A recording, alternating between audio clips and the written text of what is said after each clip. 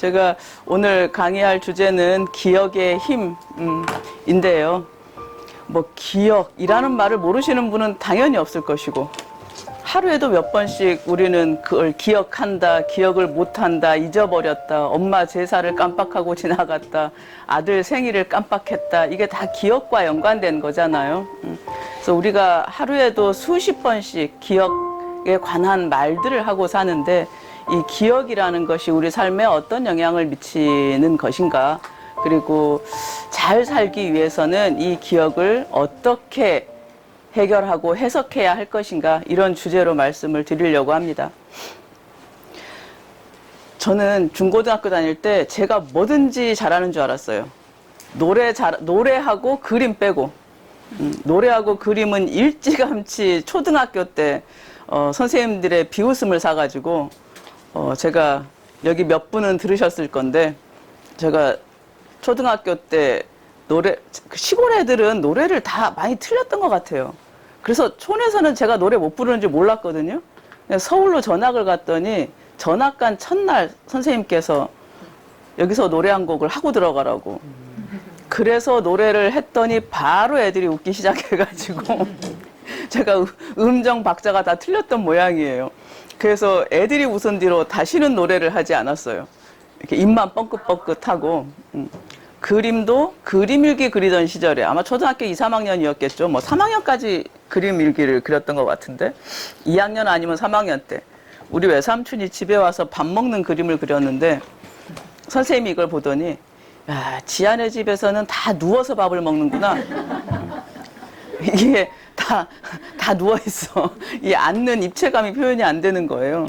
그래서 그 뒤로 그림도 안 그렸어요. 그거를 빼고는 제가 웬만하면 다 잘하는 줄 알았어요. 그래서 저는 이렇게 세상에 대한 두려움 같은 게 없었던 것 같아요. 뭐 안 되면 노가다 뛰지, 뭐 농사하면 되지, 설거지하면 되지. 거기다 제가 힘이 세게 생겼지 않습니까? 지금도 쌀 20kg짜리는 번쩍번쩍 듭니다. 얼마 전에 저희 집 수리를 했는데, 이렇게 땅이 평평하지 않아가지고 거실 바닥이 그 땅을 삽으로 다 흙을 퍼가지고 몇 차를 실어냈어요. 근데 시간이 너무 오래 걸려가지고 제가 가가지고 삽질을 했더니 일하러 오신 분들이 같이 다니자고. 요즘 젊은 애들보다 삽질을 더 잘한다고. 그래서 뭐든지 잘할 거다, 뭐 이런 마음을 갖고 살다가, 제가 대학교 때 이제 운동을 하는데, 저는 아시는 분들도 계시지만 저는 가난한 공주예요. 가난하지만 일은 안 해봤어요. 가난하지만 우리 엄마가 공부만 하라고 공부를 시켜서 애들이 쑥캐로 다닐 때 저는 집에서 책 보고, 그래서 나물 같은 것도 사실은 잘 몰라요. 집에 개울이 있는데도 목욕도 제대로, 그러니까 수영도 못해요. 우리 엄마가 놀러만 나가려고 하면 앉아서 공부하라고 맨날 이래가지고, 그래서 아무튼 뭐 집에 가면 엄마를 하인처럼 부려먹으면서 엄마 꽃감, 엄마 미숫가루, 뭐 말만 하면 엄마가 다 해주셨거든요. 근데 가만히 생각해, 어느 날 나는 누워있고 엄마 아빠는 여름방학이라 고추를 따러 밭에를 가셨는데, 아, 내가 맨날 민중운운하면서 내 부모가 민중인데 이렇게 누워가지고 책만 읽고 있는 것이 되게 죄스럽더라고요. 그래서 나도 이제 엄마 아빠를 도우러 밭으로 갔어요. 제가 고추 2꼬랑을 딱 따고 결심했어요. 소설을 써야 되겠다. 힘들어서 죽었다 깨나도 못하겠더라고요. 근데 우리 엄마는 저보다 몸도 훨씬 약하고 키도 조그맣고, 우리 엄마가 1m 53cm, 뭐 지금은 더 쪼그라들었지만 뭐 한창 때도 53cm에 몸무게가 40kg를 넘은 적이 없으신 분이거든요. 그런 분이 하루 왼종일, 그러니까 저처럼 빨리는 못 하시지만 천천히 그걸 왼종일 다 하시는 거예요. 그래서 제가 뭐 아무것도 안 되면 노동이나 하면서 살지라고 했던 제 생각이 얼마나 오만했는가를 깨달았어요. 농사나 노동을 하기 위해서 1번 인내가 필요합니다. 아무나 못 져요. 우리 아버지가 그 인내심이 별로 없으셔가지고, 우리 엄마는 힘은 약해도 인내심이 대단한 분이셨거든요. 우리 엄마는 진짜 어떨 때는 그 모를 혼자서 다 심느라고 깜깜해질 때까지 심고, 걸을 힘이 없어서 네 발로 기어서 집에를 돌아오신 적도 있어요. 그런 사람이 농사를 짓지 우리 아버지는 2시간마다 한 번씩 일단 집에를 와야 돼요. 재미가 없거든요. 그래서 집에 와서 술 한 잔, 이 맥주 잔에다가 소주 딱 반 병 들어가요. 그거 딱 부어서 완샷 하시고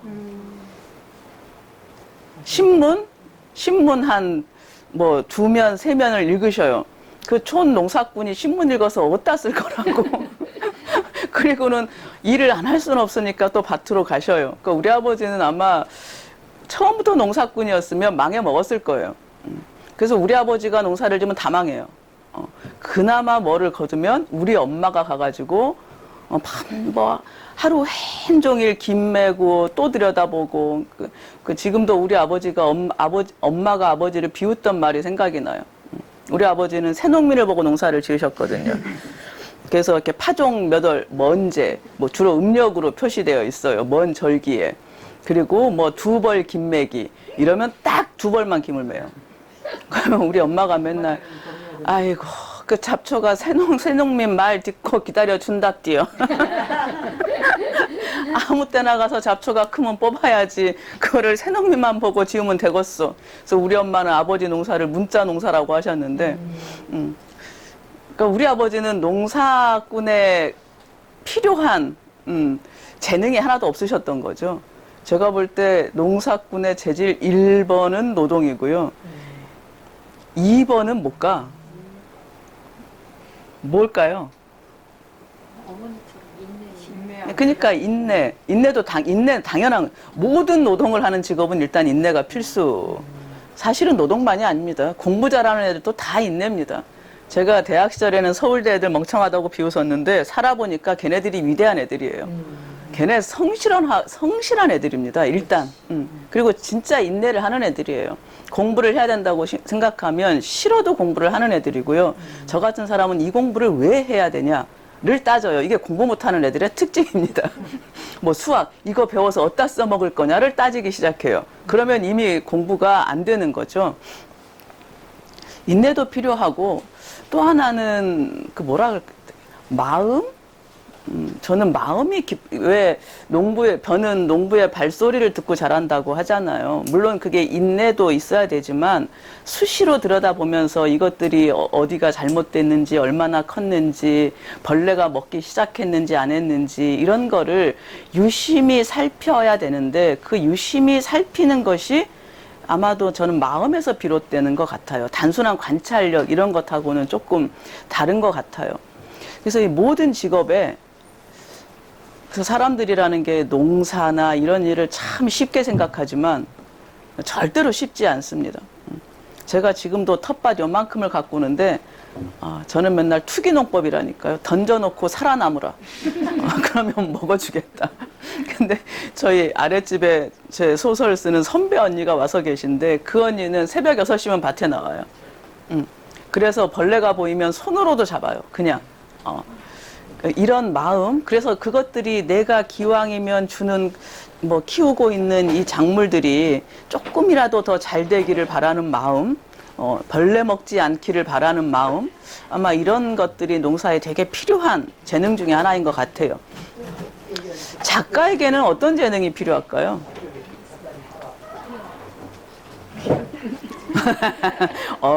때려 맞추기를 잘 하시는 분들입니다. 맞아요. 기억하는 힘도 필요하고요. 아마 관찰력, 호기심, 상상력, 뭐 이런 것들이 다 필요하죠. 그러니까 글재주라는 게 태어나면서부터 문장을 잘 쓰는 애들은 없잖아요.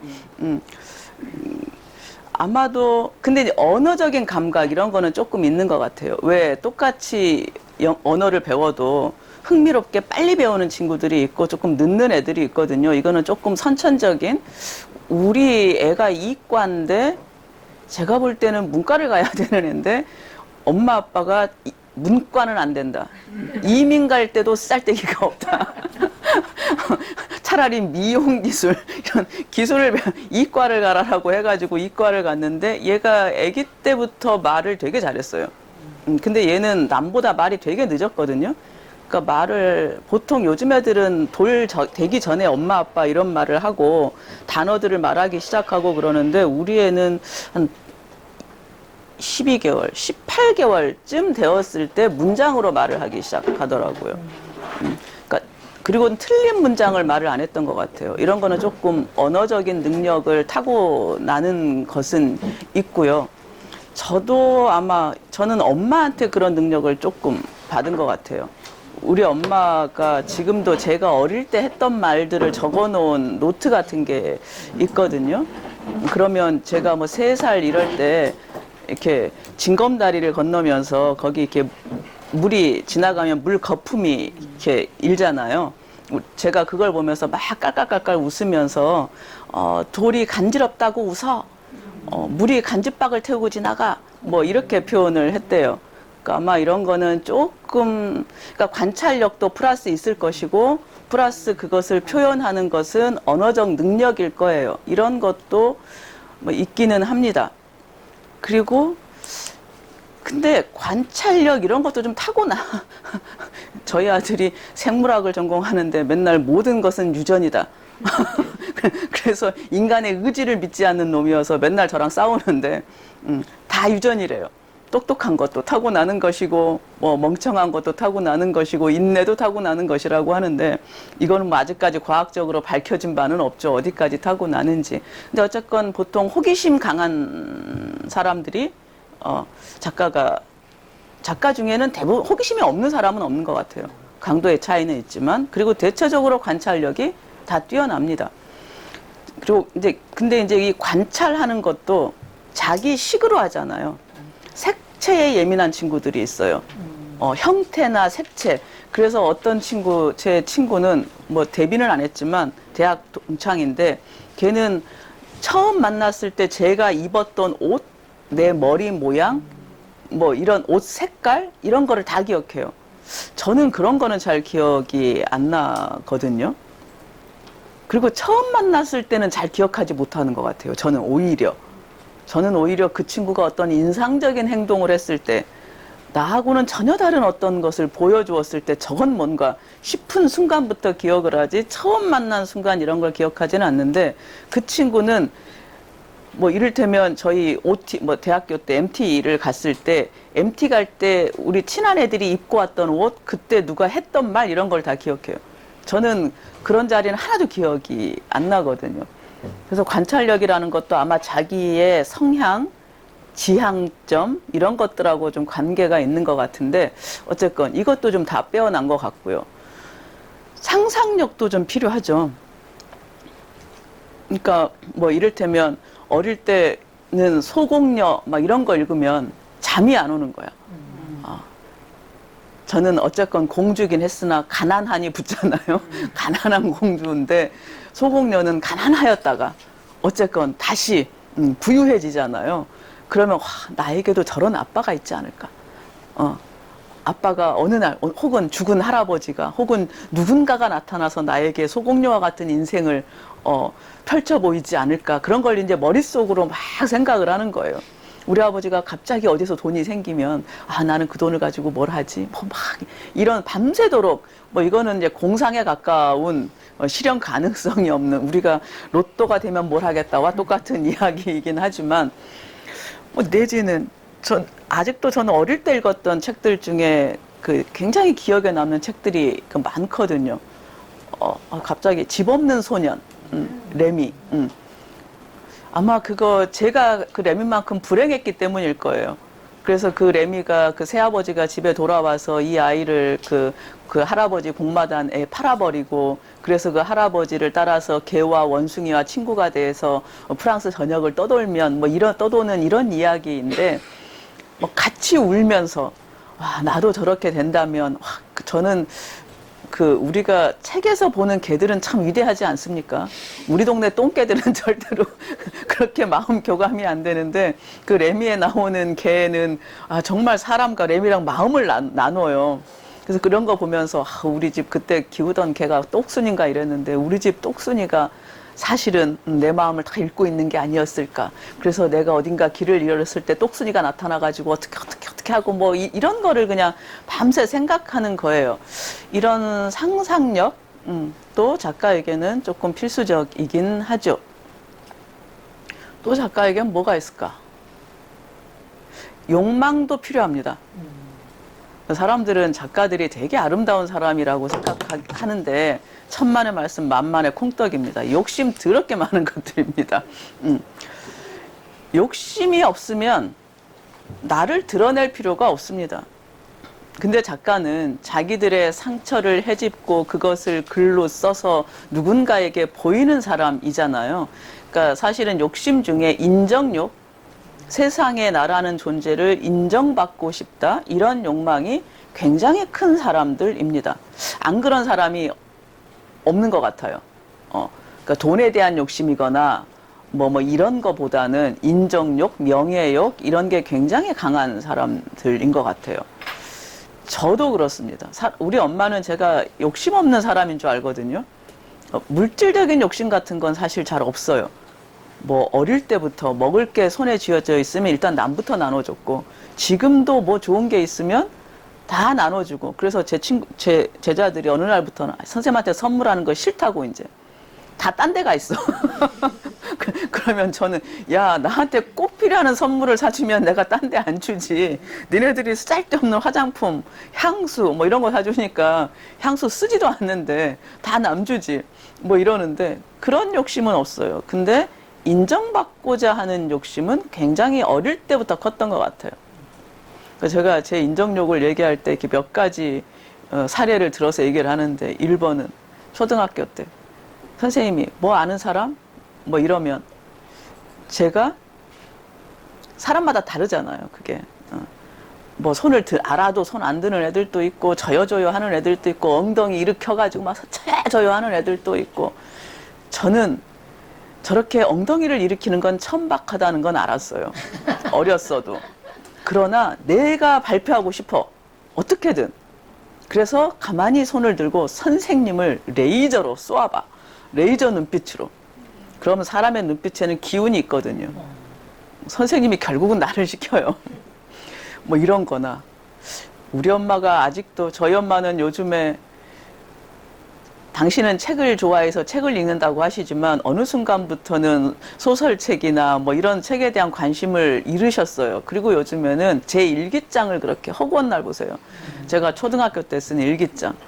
그러면서 어느 날 갔더니, 네가 이렇게 똑똑하고 대단했다 이러면서. 그러니까 우리 엄마는 바보, 딸 바보, 고슴도치 엄마인데, 그래서 읽어보고 제가 얼굴이 빨개졌잖아요. 거기에 제가 서울로 5학년 겨울에 전학을 갔는데 6학년 때 쓴 일기장에 이렇게 쓰여 있었어요. 오늘 지선이 엄마가 학교에 다녀갔다. 그 지선이란 친구는 얼마나 인상적이고 부러웠냐면, 제가 아직도 걔 이름과 성을 기억해요. 제가 사람 이름 잘 기억 못 하거든요. 곽지선이라는 아이가 있었어. 너무 예쁘게 생겼고, 그 시절에 민트색 그 모피를 입고 다녔어요. 그리고 우리 반 부반장이었고 KBS 합창 단원이었어요. 그래서 나에게는 너무나 멀리 있는, 피부도 하얗고 이쁘게 생겨가지고 공부도 잘해, 뭐 집도 부자니까 그런 옷을 입고 댕겼겠죠. 근데 저는 까맣게 잊어버린 기억인데, 그 일기장에 이렇게 써 있었어요. 오늘 지선이 엄마가 학교에 다녀갔다. 아이들은 선생님께서 지선이 엄마의 와이로를 받고 지선이만 예뻐하신다고 흉을 봤다. 나는 우리 선생님이 절대 그럴 리가 없다고 믿는다. 이렇게 써놓은 거예요. 얼마나 영악합니까? 그리고 선생님께 얼마나 인정을 받고 싶은지가 그 몇 줄의 글 속에 다 보이는 거예요. 그러니까 내 선생님한테 이걸 모른 척하고 지나갈 수는 없어. 왜냐하면 당신이 지금 옳지 않아. 그런데 그걸 옳지 않다고 까면 미움을 받을 거야. 그러니까 미움은 안 받고 싶어. 내가 원하는 건 선생님의 인정이야. 그러니까 거기에 나는 다 들었다. 그러나 나는 믿지 않는다라고 쓴 거예요. 선생님이 그 일기장을 다 온다 생각하고 쓰신 거예요? 그 시절엔 다 봤죠. 정말요? 검사를 해줬죠. 그래서 코멘트 달아주고 막 동그라미 5개 그리고 뭐 참 잘했어요 도장 찍고 이러던 시절이잖아요. 볼 걸 다 당연히 알고 쓴 거죠. 네, 정말 영악했던 거예요. 저는 그 영악함과 인정욕이 그 몇 줄의 일기 속에 보여서 아 정말 나 부끄러운데 우리 엄마는 그런 건 안 보이는 거죠. 내 딸이 얼마나 대단하고 정의로운가가 그 글에서 엄마는 보였던 건데 아무튼 이런 인정욕이 나를 어떻게 표현해야 될까? 사람들이 어떻게 해야 나의 상처를, 나의 아픔을, 나의 고통을 이해할 수 있을까? 이런 고민으로 나아가서 글을 쓰게 만드는 것 같아요. 근데 이런 모든 재능들이 사실은 다 기억과 연관되어 있습니다.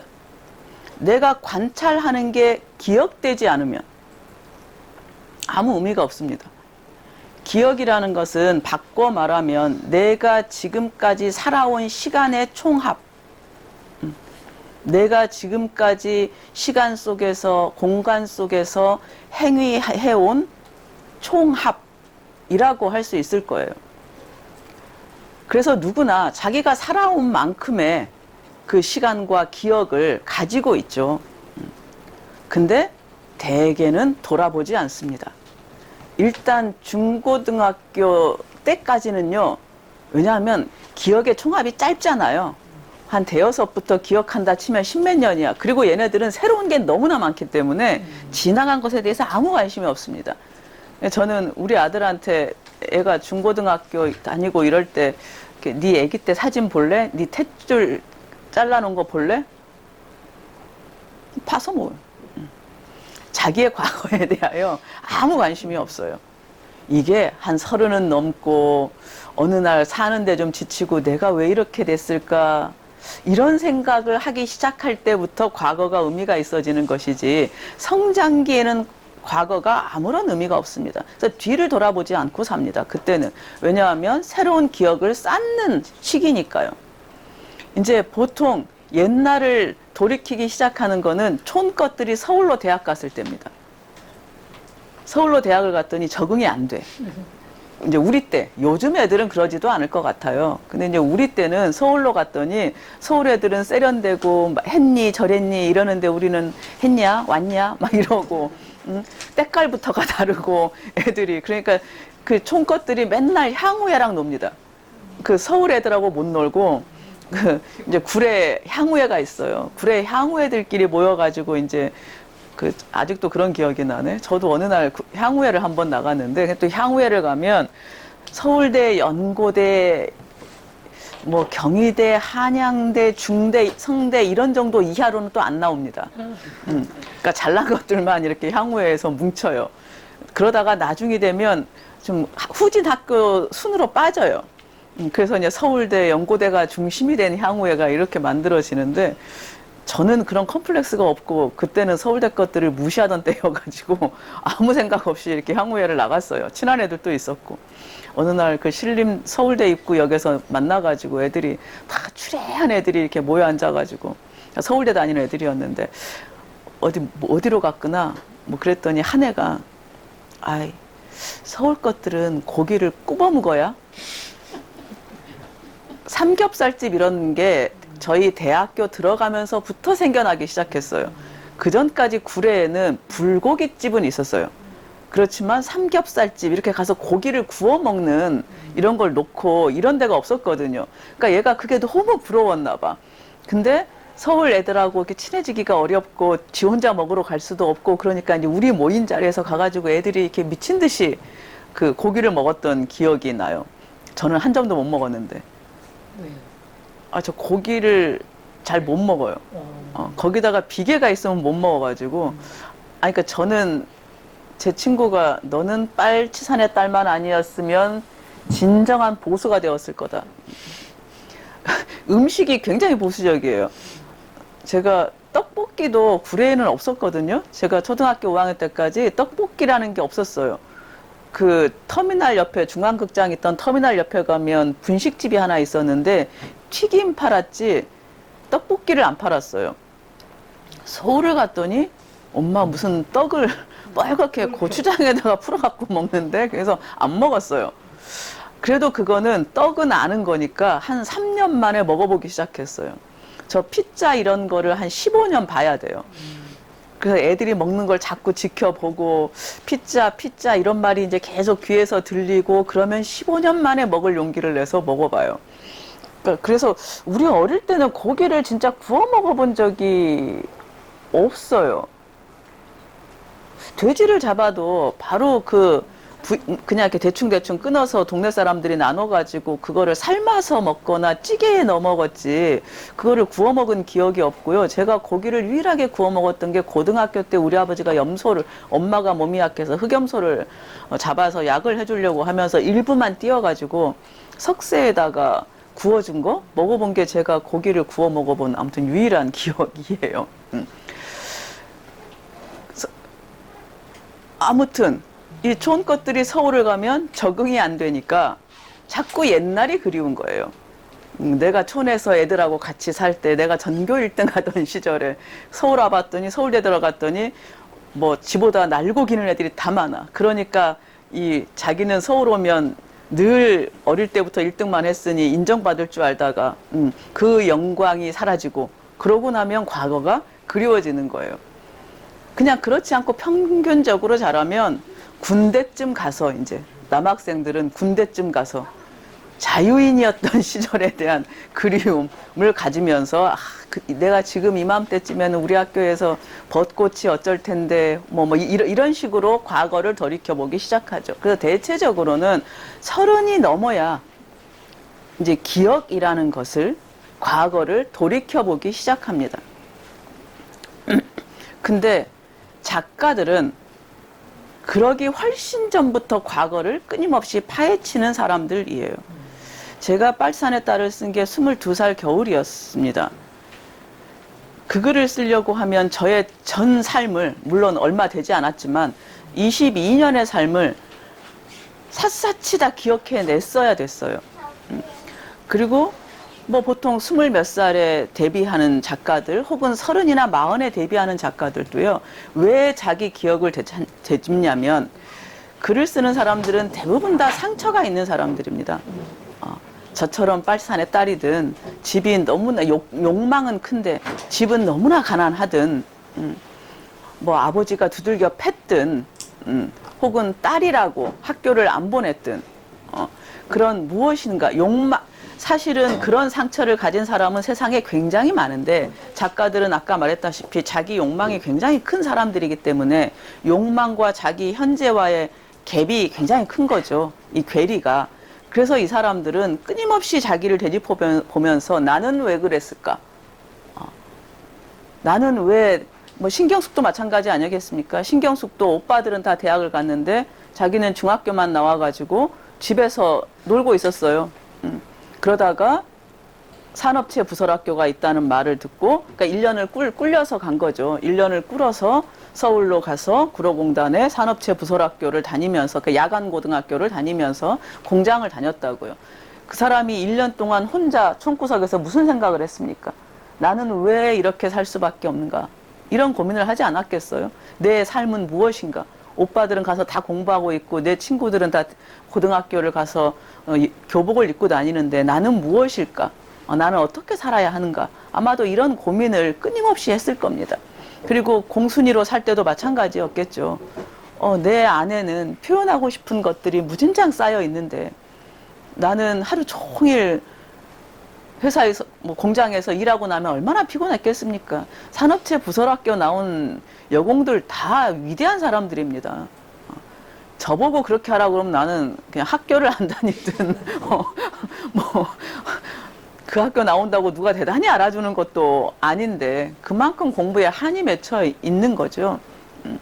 그래서 작가들은 그 갭 때문에 내가 원하는 삶을 살지 못하는 이유가 무엇인가를 찾기 위해서 끊임없이 자기 기억을 헤집는 자들이라고 생각을 하면 될 것 같아요. 그렇게 되짚으면 기억이 점점 생생해집니다.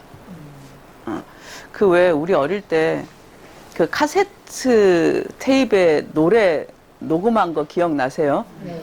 그래서 친구 생일날 뭐 돈도 없고 이러니까 친구 생일날 친구가 좋아하는 노래만 골라서 그것도 이게 데크가 2개 있어야 이 녹음이 되거든요. 그래서 가난뱅이들은 이것도 못해요. 아니면 이제 막 라디오에서 나오는 것을 막 녹음하면 음질이 엄청 안 좋고, 그래서 그 복사본 테이프를 그 레코드 가게에서 팔기도 하고 그랬어요. 그래서 저도 그런 테이프를 제가 녹음한 것도 몇 개 있었고, 친구들이 선물해준 것도 갖고 있었거든요. 그걸 열심히 듣고 또 들을 때는 다음 곡이 뭔지를 다 외웠어요.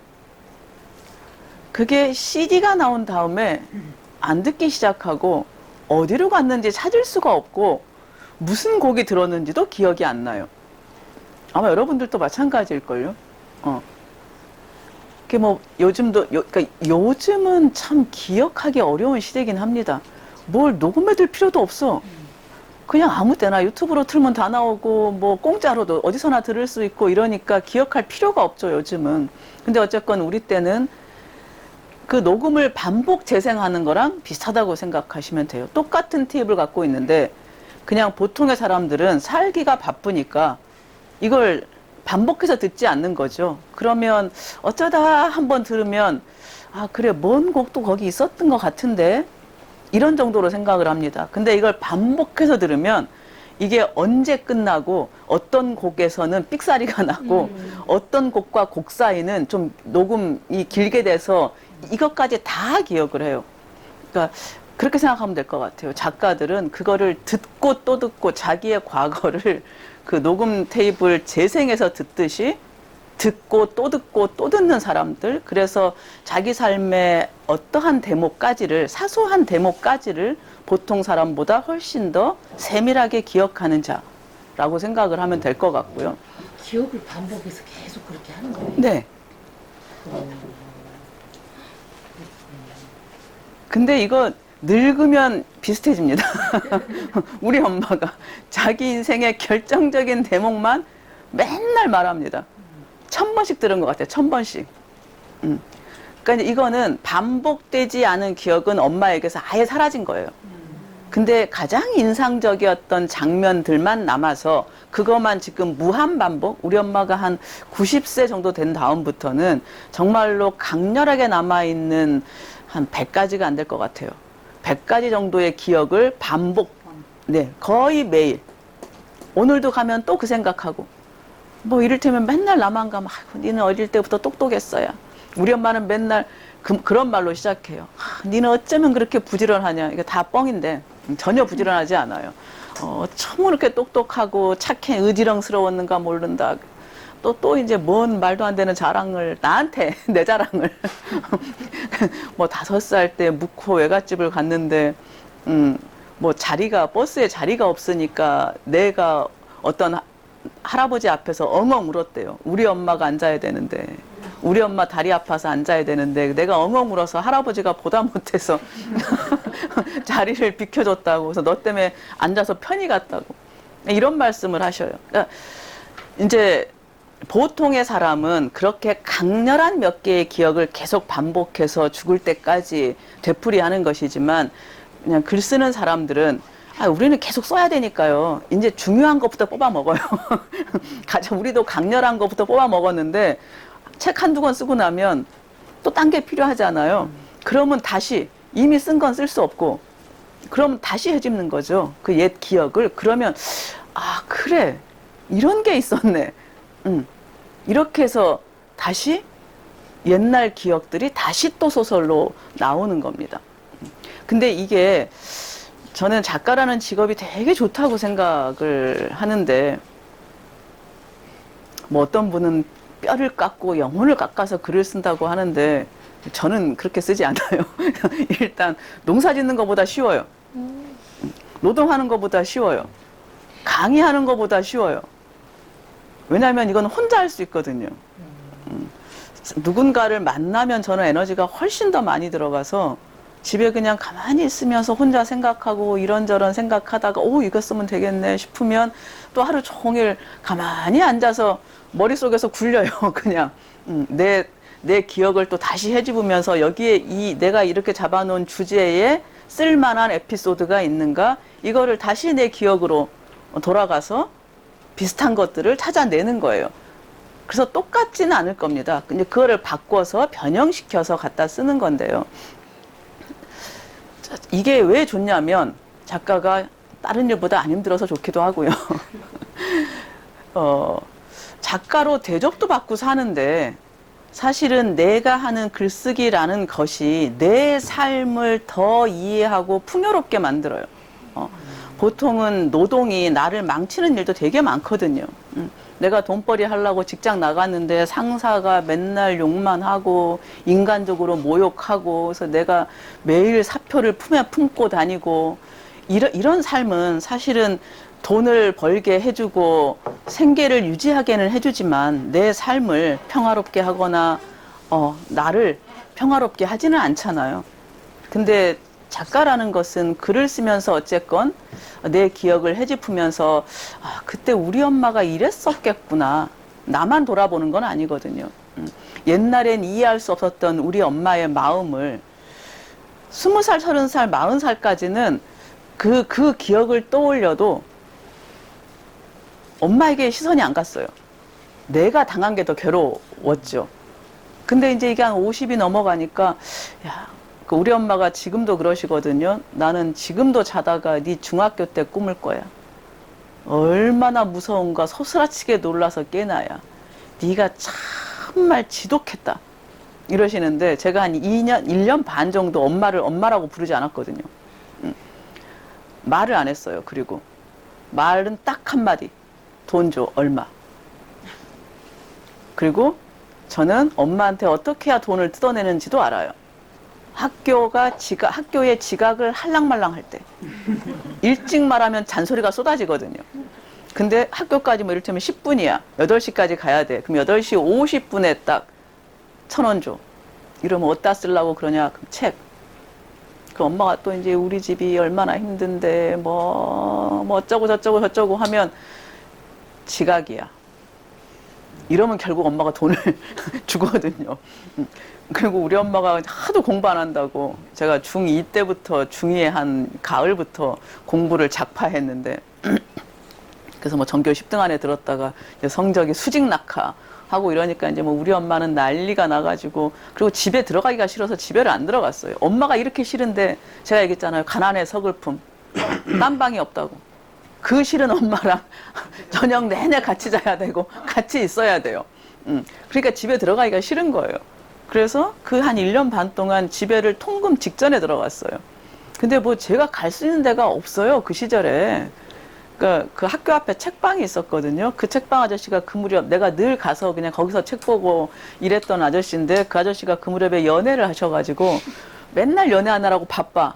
그래서 제가 가서 대신 봐줬거든요. 그래서 우리 집까지 한 10분 정도 걸리는 거리라서 11시 45분이 되면 저는 이제 문 닫고 아저씨는 애인이랑 어딘가에서 뭘 하다가 헐레벌떡 뛰어오거나 안 뛰어오면 그냥 혼자 문 닫고 그냥 가고 이랬어요.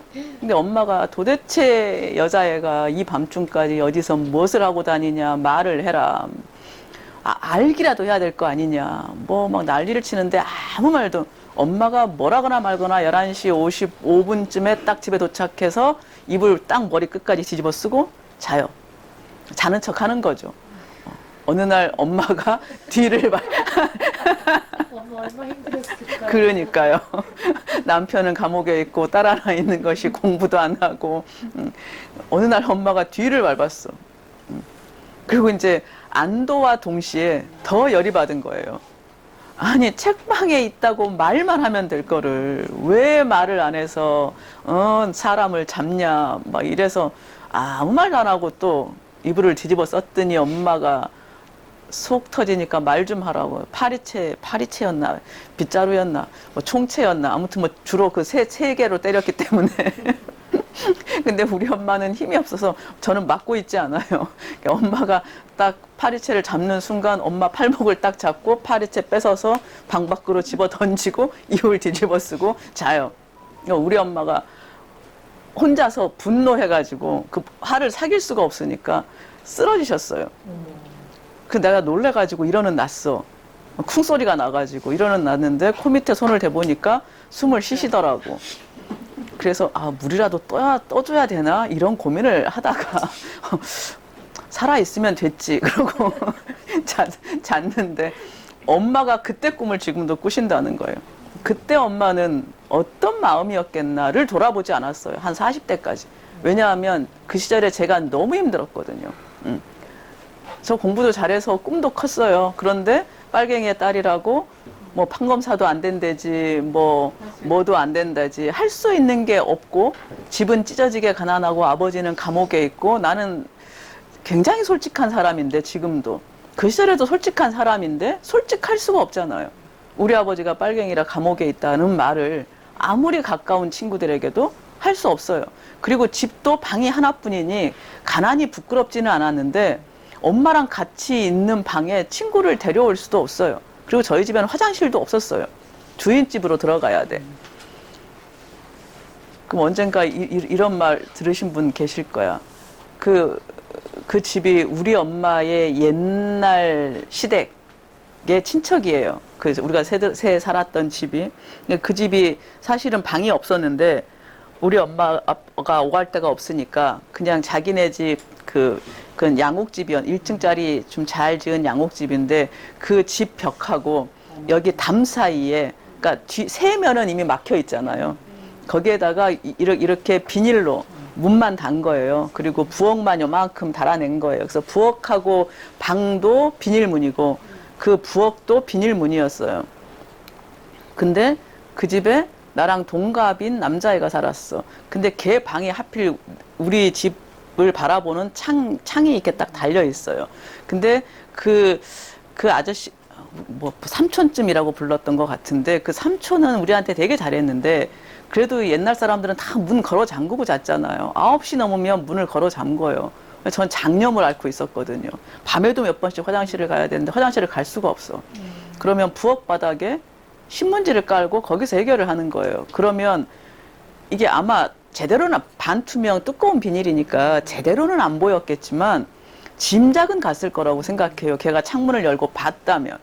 그럴 때 뭔가 내 영혼까지 누군가에게 다 내보이는 느낌 같은 거였거든요. 뭐 그런 것부터 시작해서 그냥 내 미래가 없다는 분노. 근데 그것이 다 내 부모 때문이라는 것. 근데다가 엄마가 미안하다고나 하지. 맨날 공부나 하라고. 내가 어떻게 너를 가르치는데 공부를 안 하냐고. 맨날 잡돌이를 하지. 뭐 그러니까 그리고 감옥에 있는 아버지한테는 화를 낼 수도 없잖아요. 그러니까 그냥 가까이 있는 엄마에게 모든 분노가 다 갔던 것 같아요. 근데 어쨌건 내게 크니까 엄마가 안 보였고 똑같은 과거인데 제가 30, 한 40까지도 그때 시절을 생각하면 내가 정말 힘들었었지. 이런 생각만 들었지. 그때 엄마의 마음이 어땠을지 이런 거는 생각해 본 적이 없어요. 근데 40 넘으니까 이제 야, 참 나도 모질었다. 그 약한 엄마를 아니 내가 남자애들도 어지간한 애들 아버지가 때리면 힘이 아버지보다 세도 참잖아요. 근데 그거를 엄마 손을 잡고 뺏어가지고 밖에다 집어 던질 때 그 엄마의 마음이 어땠을까? 이런 생각을 40 들어 처음 해본 것 같아요. 계기가 있었을 것 같은데 마음 넘어서 엄마를 이해하고. 저도 자식 나보고 이러니까. 뭐 별거 인생 단순합니다. 자식 나보고 또 하나는 제 상처들이 이제 조금 해소가 됐겠죠. 나이 들면서 글도 쓰고 이러면서 해소되고 나니까 이제 비로소 엄마나 아빠의 마음 같은 것들이 헤아려지기 시작한 거예요. 그러니까 이게 좋은 것. 기억을 한 번 돌아보면 굉장히 단순하게 그냥 있는 사실 그대로 같아요. 그런데 기억을 자꾸 되돌아보면 해석이 달라집니다. 나이에 따라서도 달라지고요. 내가 얼만큼 성장했느냐에 따라서도 달라집니다.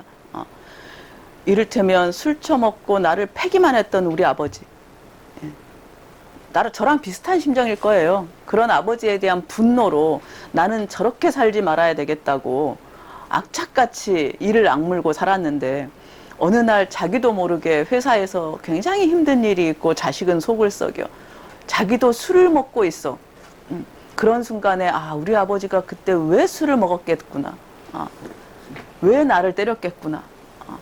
뭐 100% 이렇지는 않습니다. 100% 용서할 수 없는 부모도 있기는 합니다만은 대체적으로는 어쨌건 이렇게 자기가 이해할 수 없던 아버지, 어머니 혹은 친구의 어떤 행위들, 누군가의 무엇을 내가 성장한 만큼 돌이키면 다시 해석이 돼요.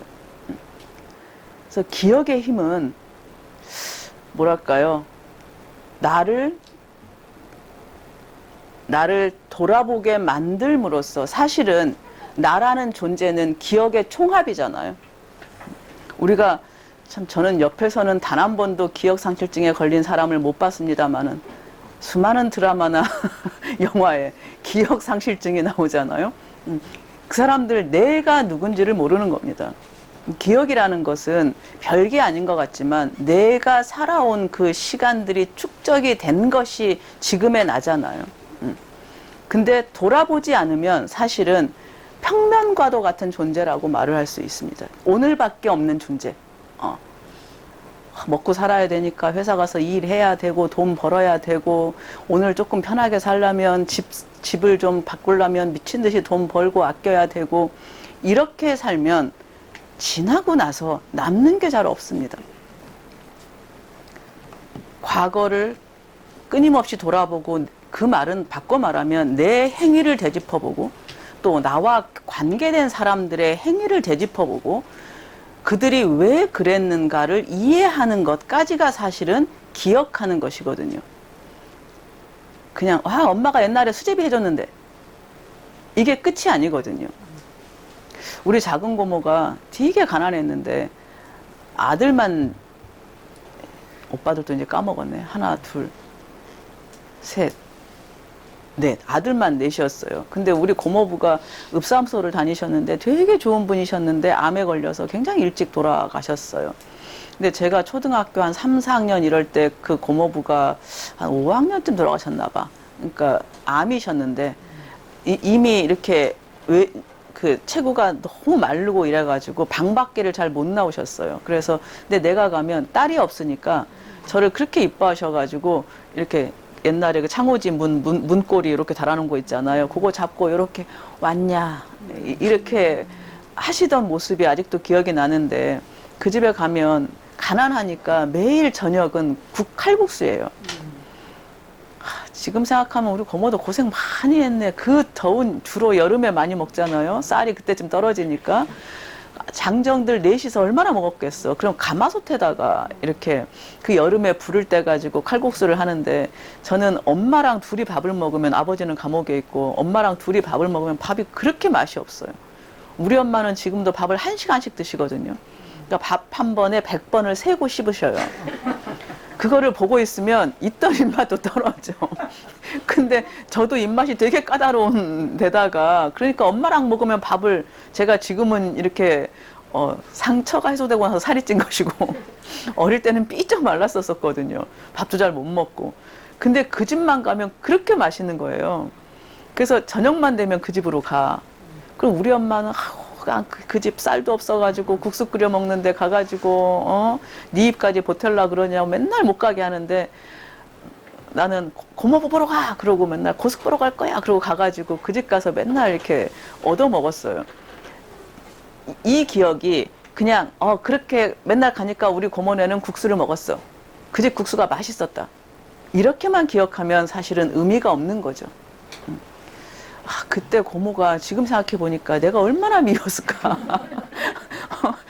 밀가루도 비쌌어요 그 시절에. 그리고 지금 생각하면 우리 고모는 음식을 좀 달게 해. 그래가지고 국수에다가 설탕을 넣었던 것 같아. 당원을 넣었을까? 설탕은 비싸니까. 사카린을 넣었을까? 아무튼 뭔가 이렇게 가면 우리 집에서 맛볼 수 없는 맛이 나고 맛있었는데 그러니까 그냥 그 기억을 떠올리면서 단순히 그때 고모 국수가 먹고 싶다 이게 아니라 그 국수를 끓일 때 우리 고모의 삶이라는 게 어떠했겠는가 그 시절에 그 한여름에 불을 뗄 때 고모는 나는 왜 그 땀방울 같은 건 기억을 못하고 국수가 달았던 것만 기억을 하는 걸까. 이렇게 옆으로 확장시키는 겁니다. 기억이라는 게 단순히. 우리 엄마가 꼬막을 정말 깔끔하게 씻었어. 이 기억은 이렇게 기억하는 것도 안 하는 것보단 낫습니다. 왜냐하면 엄마를 하나는 더 추억하는 거니까요. 근데 꼬막은 주로 겨울에 납니다. 그쵸? 근데 우리 엄마는 깔끔해가지고 꼬막을 일일이 칫솔로 닦아요. 하나씩. 그러니까 그거를 구례장에서 반내골까지 사갖고 오면 그러니까 빨리 해야 될 거 아니에요. 아무리 겨울이라도.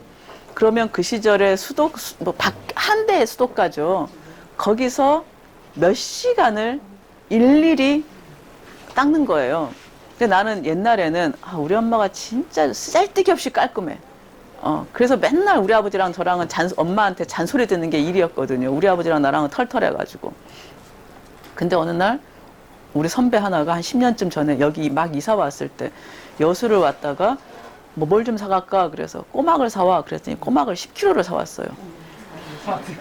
그러니까 살림이라는 걸 해본 적이 없고 관심도 없는 남자인 거예요. 남자인데 10kg 돈도 엄청 비쌌을 건데 그래서 내가 그거를 이제 아니 사람은 지 보던 대로 해요. 우리 엄마가 그거를 칫솔로 닦았으니까 그걸 칫솔로 닦은 거예요. 2시간을 닦는데 쌍욕이 나와.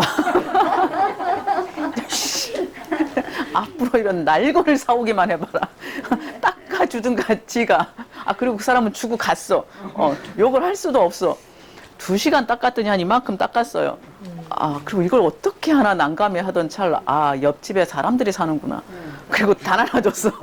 너무 힘들어서. 그러면서 나는 이걸 지금 나 먹으려고 하니까 그때는 엄마도 모시기 전이었거든요. 그러니까 엄마는 요만큼만 갖다 드리면 되는 것이고 읍으로 나 먹으려고 하니까 하기가 싫고 짜증이 나고 쌍욕이 나오는데 우리 엄마는 나 먹이려고 하니까 그 한 데서 손이 이렇게 곱아가지고 손가락이 저는 안에서 해도 나중에는 손이 막 시리던데 그리고 물도 훨씬 차죠. 그 시절에는 펌프로 퍼가지고 하는 물이었는데 그러니까 똑같은 기억인데 그냥 우리 엄마는 깔끔한 사람이야랑 그러니까 우리 엄마가 내가 어떤 걸 경험해보고 나서 그래 내가 엄마한테 이 쓰잘데기 없이 깔끔 떠는 법을 배웠네와 동시에 우리 엄마는 나를 먹이려고 그 한 데서 엄마는 자기가 먹으라면 안 했겠구나. 엄마도 나를 먹일 거니까 엄마가 그 몇 시간을 손이 빨갛게 곱아가면서 이걸 했겠구나. 이렇게 생각이 드는 거죠. 그래서 이게 단순한 기억이 아니라 기억을 떠올리면서 그 기억 속에 있는 누군가를 이해하게 되는 것까지가 사실은 기억의 힘입니다. 이제 이게 이렇게 기억하는 게 숙달이 되면은요. 그러면 근데 이런 걸 늘 하고 있다고 생각을 해보세요. 그냥 바빠서 안 돌아보고 사는 거랑 이렇게 늘 돌아보고 사는 거랑 사람들을 이해하는 게 달라지고요. 내 엄마를 내 기억이라는 것은 대체적으로는 내 가까운 사람들과 관계되어 있을 거니까요. 그런 사람들에 대한 이해가 훨씬 풍부해지고요. 이해하는 만큼 내 자신이 넓어지고 성장하는 겁니다. 그래서 때로는 나에게 상처를 줬던 사람까지도 이해하게 되는 경우가 생겨납니다. 우리 큰 고모가 욕심이 많았어요. 우리 작은 고모는 착한데. 돈도 많았어, 우리 큰 고모는. 근데도 그렇게 욕심이 많아. 그래서 장에 우리 고모가 출동하면 장사꾼들이 아이고 막 이러면서 다 돌아서 눈 안 마주치려고. 왜냐하면 우리 고모는 참외가 1,000원에 몇 개요? 그러잖아. 4개요. 그러면 봉투 하나 주시오. 그래가지고는 6개를 담아. 그리고는 1,000원 주고 그냥 가. 깎아달라는 말도 없고 더 달라는 말도 없어. 뭐 이런 스타일이에요. 근데 그래도 우리 고모는 나한테는 나쁘게는 안 했어요. 왜냐하면 우리 엄마가 반내골로 일하러 들어가면 이렇게 농번기에 저를 이제 그 집에 맡겼는데 나는 우리 작은 고모 집에 가서 있고 싶었지만 작은 고모 집은 방 2개인데 남자들 넷이니까 그리고 집도 가난하니까 거기다가 못 맡기고 이제 부잣집에다가 저를 맡긴 거예요. 우리 엄마가 당연히 쌀도 줬지. 한 일주일 열흘 이렇게 맡기면. 근데 우리 고숙이 어느 날부터 밥상에서 막 승질을 내, 어느 날. 그래서 내가 이렇게 어린 것이 눈치는 빨라가지고 이렇게 봤더니 내가 계란이나 생선에 손을 대면 고숙이 화를 내는 거예요. 그리고 내 밥에 유달리 이렇게 고봉으로 이렇게 밥이 퍼지면 화를 내. 근데 우리 언니들은 되게 착해가지고 엄마 없이 막 그때 제가 뭐 9살, 10살 이랬으니까 불쌍하다고 많이 먹으라고 막 그때 저 이렇게 막 얼굴에 허연 버짐도 막 펴가지고 있고 이러니까 언니들이 막 밥을 고봉으로 담아주면 막 화를 내는 거예요, 고숙이. 그래서 그거를 이렇게 덜어가지고 거기 고숙이 제일 좋아하는 아들놈 있어. 나랑 동갑이었는데 그 아들놈 퍼주고 계란과 생선은 먹지 않아. 그리고 뭐 가지 좀 따먹었다가 우리 엄마한테 자 손버릇이 안 좋으니까 잘 가르치라고 그래서 막 우리 엄마가 나한테 뭘 훔쳐 먹어서 그러니 뭘 훔쳤냐고 막 나한테 닥달을 하는데 가지 따먹은 거밖에 없었는데 그래서 저는 오랫동안 그 고모부가 싫었어요. 고모부가 돌아가셨을 때도 싫었어. 그래서 사실은 갈 수 있었는데 바쁘다는 핑계를 대고 안 갔어요. 근데 지나고 나니까 그 고숙도 되게 어렵게 자란 사람이에요. 그래서 자수성가를 했고 자식들이 되게 많았어. 거기다 또 옛날 시골에 돈 있는 분들은 다 첩을 뒀지 않습니까? 첩을 뒀어. 근데 이게 불행히도 이 본처, 우리 고모가 이제 본처인데 본처집 소생들은 다 얼굴도 예쁘고 공부도 잘해. 근데 이 첩소생들은 첩소생이 넷인데 그러니까 이쪽에 7, 이쪽에 4이야. 그러니까 아무리 부자라도 가르치기도 팍팍한 것이고 원래 성격도 좀 인색한 데다가 자식이 그렇게 되고 거기다가 얘네들은 잘 나가는데 그 이쪽 소생들이 다 못 나가니까 얘네만 막 챙기는 거예요. 그래서 먹을 것도 다 특히 이제 그 아들이 막둥이였는데 나랑 동갑이고 우리 뭐 큰오빠 뭐 거기 언니들은 다 70이 넘고 그러니까 그 손주 같은 아들이었죠. 그러니까 그 아들 먹이고 싶고 뭐든지 그 아들을 더 주고 싶고 그리고 아마 그래서 막 돌아가실 때도 유산을 거기다 더 많이 줘가지고 막 뒤집어지고 난리가 나고 막 이랬었는데 뭐 첩지를 한 것은 잘못이지만 그러나 그 당시에는 그냥 관습처럼 흔하게 있었던 일이고 그렇게 나온 첩소생들이 제대로 이렇게 못 크니까 걔네들 챙겨주고 싶은 마음 이런 거는 그냥 이해가 된다. 그리고 그 시절에 아무리 부자라고 해도 가난했잖아요. 박정희가 시바스 12년 이런 거 먹었어요. 요즘에 발렌타인 30년을 아무나 여행 가면 삽니다. 근데 그러던 시절이었으니 사실은 밥 한 끼 먹인다는 게 쉬운 일이 아니었고 우리 엄마가 쌀을 줬다고는 하지만 얼마나 많이 줬겠습니까? 나 먹을 거나 줬겠지. 그래서 지나고 보니 나에게는 나는 서러웠지만 그 고숙도 뭐 그렇다고 그 일만 가지고 대단히 나쁜 사람이라고 할 수는 없겠다. 이런 생각들이 그 시대를 이해하니까 드는 거예요. 그리고 그 막둥이를 너무 안타까워하고 이랬던 마음도 이해가 되고 또 하나는 나랑 동갑인데 걔는 공부를 더럽게 못했어. 나는 맨날 전교 1등 했거든요. 그러니까 아마 그런 것도 좀 얄미웠을 것 같아. 얘는 맡겨져가지고 살면서도 전교 1등이나 하고 얘는 맨날 치여가지고 이러고 그러니까 여기는 또 순해 애가 막둥이가 그래가지고 나한테 맨날 기죽어 있고 이랬었거든요. 그러니까 그런 것도 아마 아버지 입장에서는 되게 보기 싫었겠다 이런 생각이 들어요. 그러니까 이렇게 자꾸 되짚어 보다 보면 그러니까 내가 한때는 미워했던 사람들까지도 이해하게 만들어주는 것. 근데 그렇게 이해하고 나면 제일 좋은 건 접니다. 사람을 미워하는 만큼 에너지가 들어가는 게 없어요. 싫은 사람을 만나는 것만큼 에너지가 들어가는 일이 없어요. 제가 좋은 사람들하고는 밤을 새워서 술을 마셔요. 지치지도 않아요. 싫은 사람하고 2시간을 있으면 죽을 것 같아. 힘들어가지고 빨리 집에 가고 싶어요. 그리고 싫은 사람과 밥을 먹으면 반드시 체해요. 이건 성격이 좀 유별나기도 하겠지만 실제로 분노할 때 에너지가 사람이 제일 많이 들어갑니다.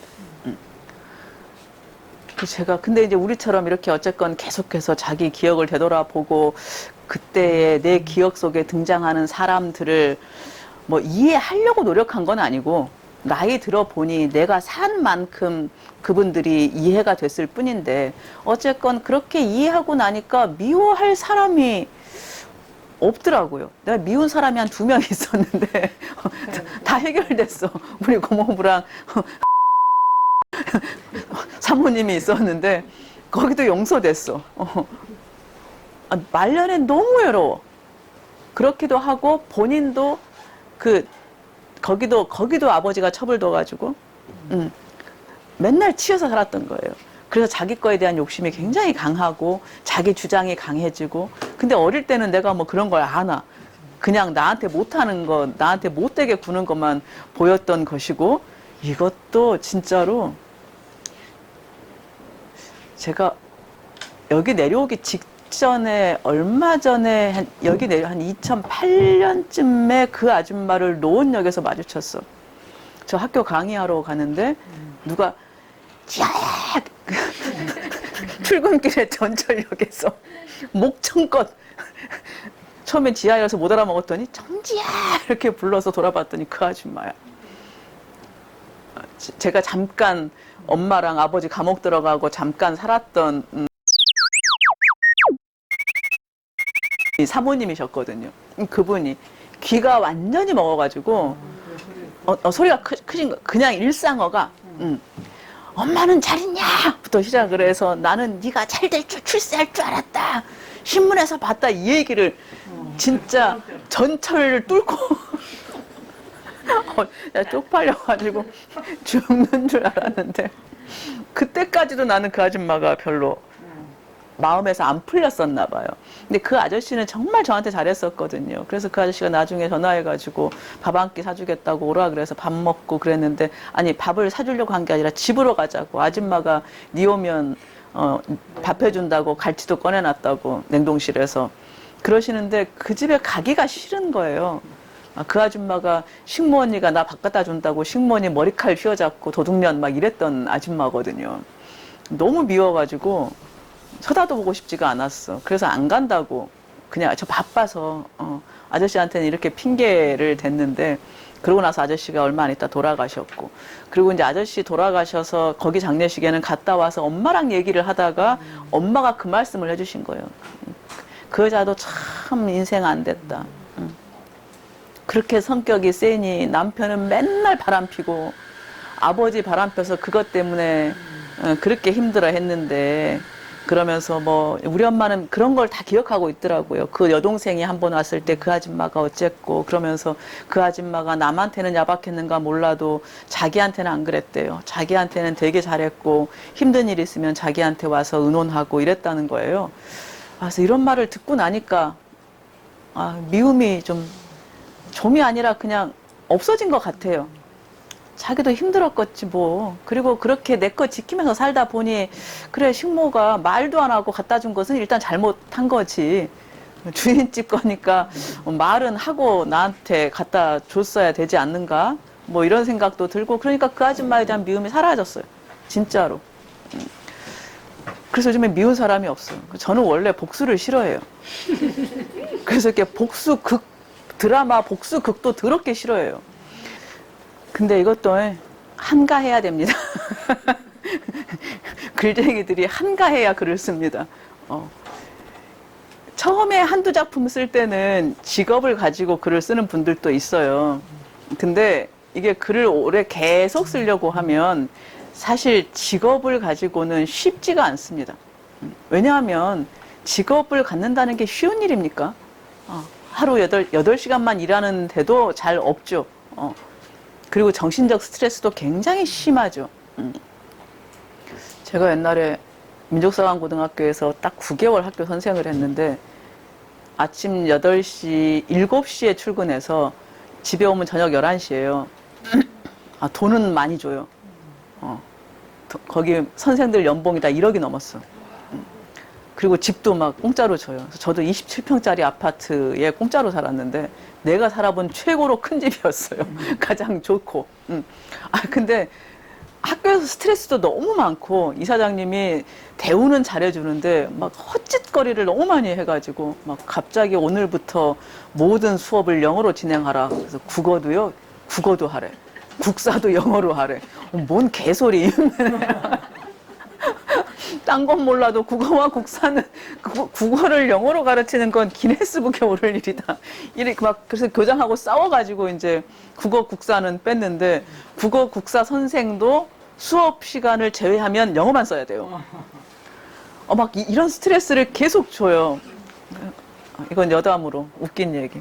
그래서 저랑, 그리고 이제 선생들이 10시에 퇴근하는 이유는 6시부터 7시까지 밥을 먹고 7시부터 9시, 10시에 집에 왔구나. 7시부터 9시까지 영어 수업을, 레벨을 나눠서 영어 수업을 해야 돼요.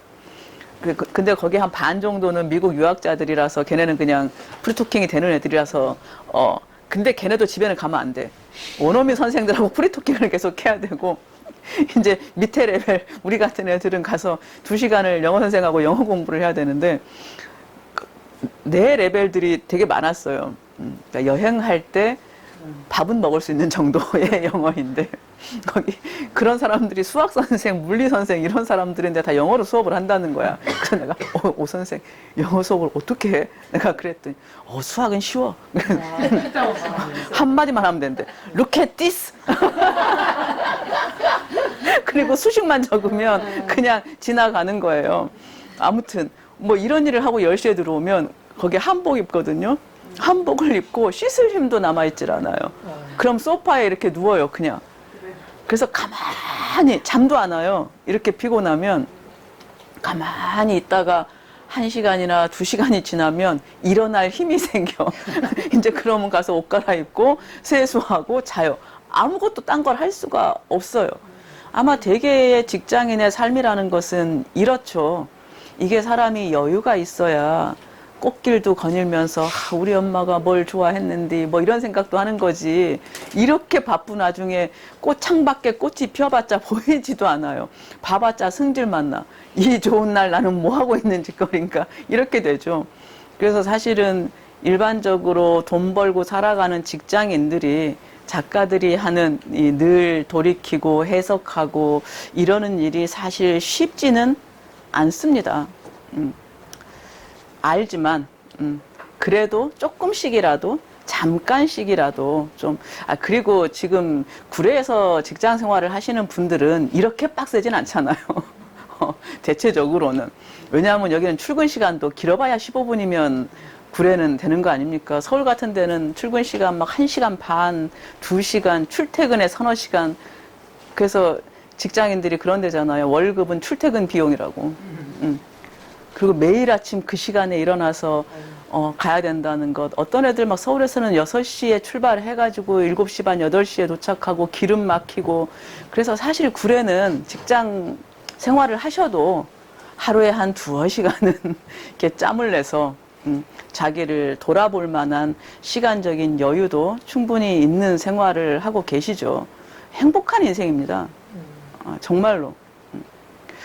저는 서울에 잘 나가는 인간들 옛날에 알았던 지금도 가끔 보는 사람들이 있거든요. 정말 정신없이 삽니다. 그런 사람들한테 여유를 가져라 이딴 말을 할 수가 없어요. 제 제자 하나는 2주일씩 집에를 못 들어가요. 물론 돈은 무진장 법니다. 연봉 13억. 그래서 얘는 골수 우파예요. 좌파 정권이 들어서면 세금이 뛴대. 그래서 얘는 우파를 좋아하는데 이해가 가요. 세금이 얼만데 그러냐? 7억 얼마래. 거의 50% 가까이를 세금을 낸대요. 내가 그 돈을 벌면 나도 우파 되겠는데. 그러면서 얘가 어느 날 전화를 했어요. 선생님, 제가 집에서 좀 잘 살아보려고 집이라는 공간에서 좀 여유를 누려보려고 집을 얻어놓고 2주일째 못 가고 있어요. 옷 갈아입으러 2번 들어갔다 왔어요. 그런 애들한테 여유를 가져라. 걔네들 여유 가지는 순간 도태되거든요. 그러면서 그 친구가 유엔 빌리지에 들어가서 사는 게 꿈이었어요. 그게 60억이야. 근데 얘도 뭐 집안이 좋지는 않아서 다 지 힘으로 살아야 되는 애인데 얘가 10억을 모았대.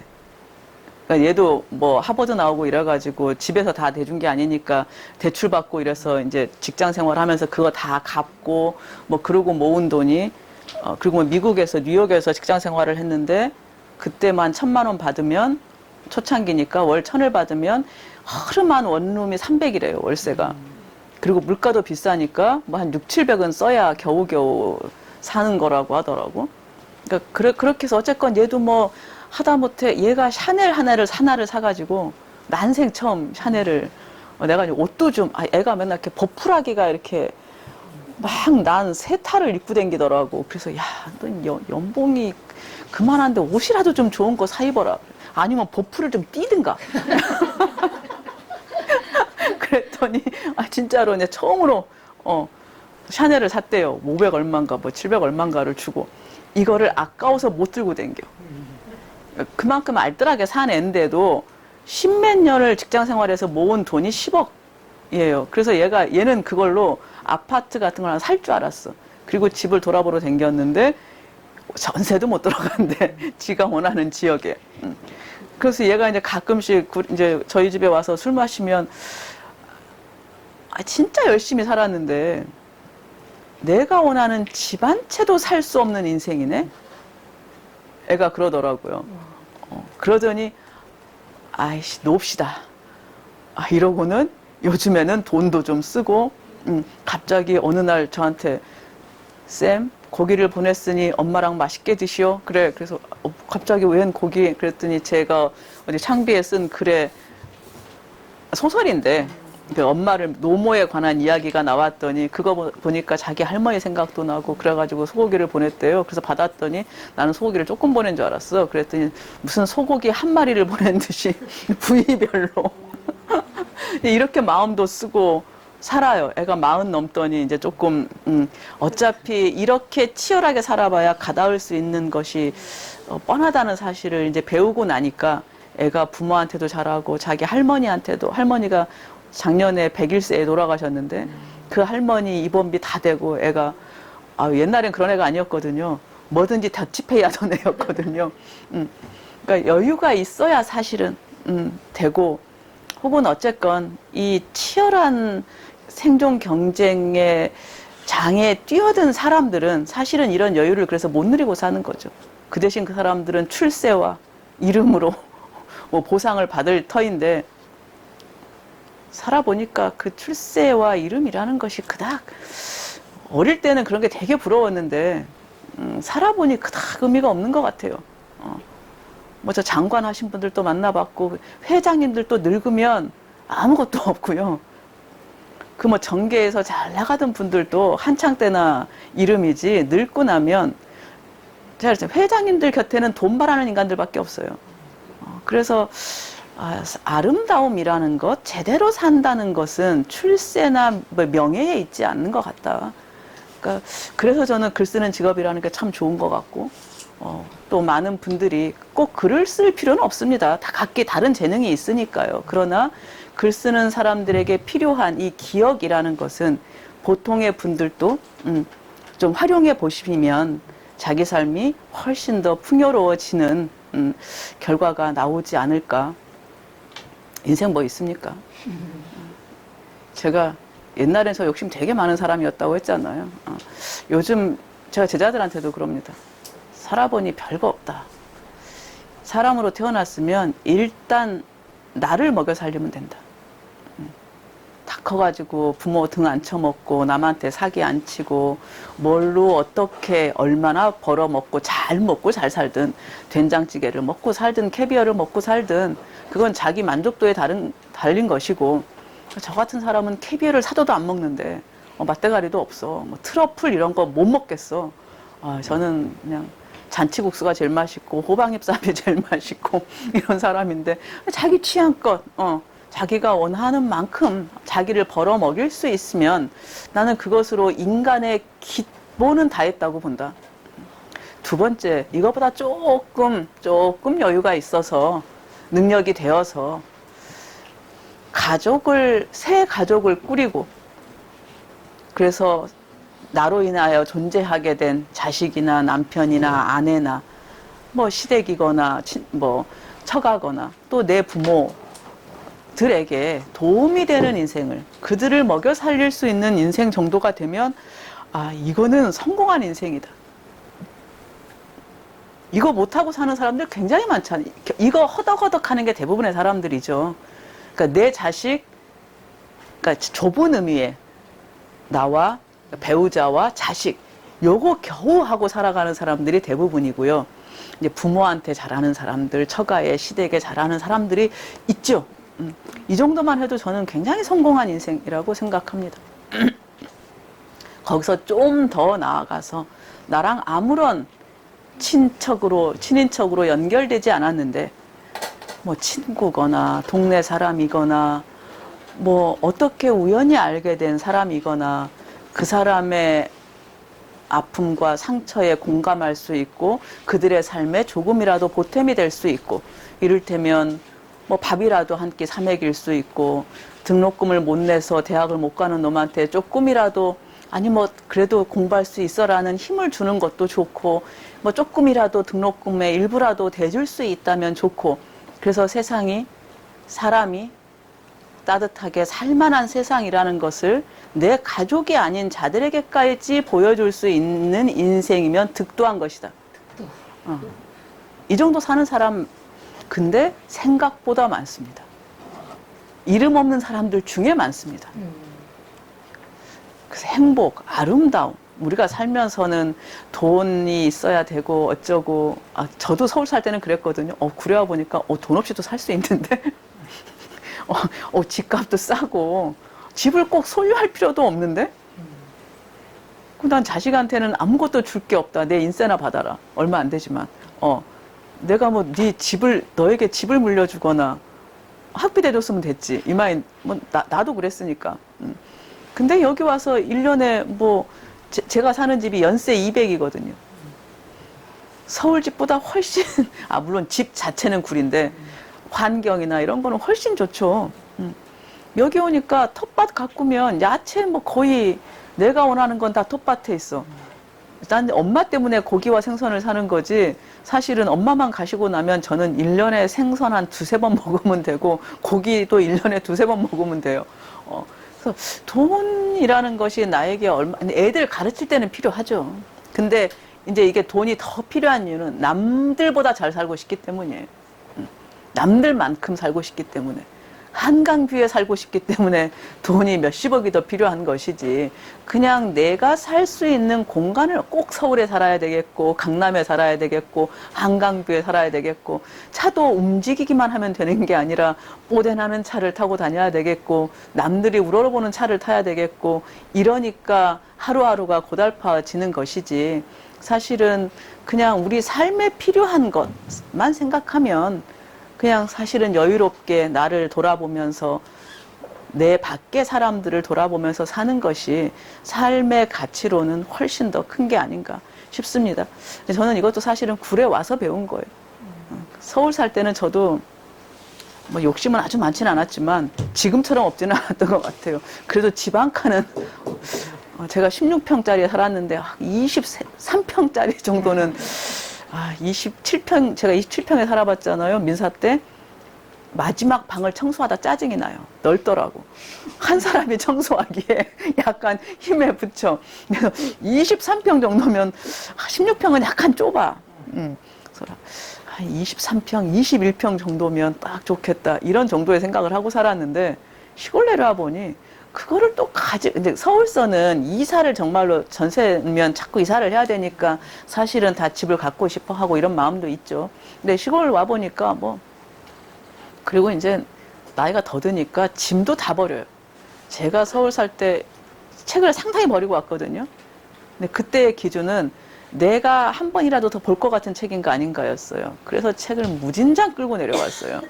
이삿짐 센터 사람들이 작가 이사하는 게 제일 싫대요. 책이 굉장히 무거워요, 생각보다. 근데 이번에 집을 수리하면서 책의 5분의 4를 다 버렸어요. 그때 이번에 기준은 10년 동안 한 번도 안 읽은 책은 무조건 뺀다. 근데 그 중에 제가 대학 때 감동적으로 읽은 책도 있고, 이건 언젠가 읽지 않을까라고 싶은 생각도 드는데, 그런 생각이 들었으면 10년에 한 번은 빼서 읽었어야지. 10년에 한 번도 안 읽었더라고요. 그래서 진짜 5분의 4를 싹 빼버렸어요. 그랬더니 애들이 다 들어와가지고 집이 적응이 안 된대요. 너무 집이 이렇게 넓었어요. 책이 차지하고 있는 공간이 그렇게 컸던 거예요. 그래서 저는 이제 앞으로는 살면서 있는 것도 그냥 더 줄여가면서 살 생각인데, 어쨌건 기억에 대해서는 사실 더 할 말도 있지만 그것은 아직 그냥 그냥 글을 쓰시지 않는 분들에게는 딱히 유용한 것 같지는 않고 그냥 늘 돌이키면서 새롭게 해석하라. 기억은 계속해서 달라진다. 내가 성장한 만큼 기억도 달라진다. 그것은 해석하는 힘이 달라졌기 때문입니다. 그래서 해석하는 만큼 내가 성장한다. 그리고 내가 풍요로워진다. 이런 정도가 오늘 강연의 골자였습니다. 고생하셨습니다. 네. 질문이 있으실 건 아니시죠?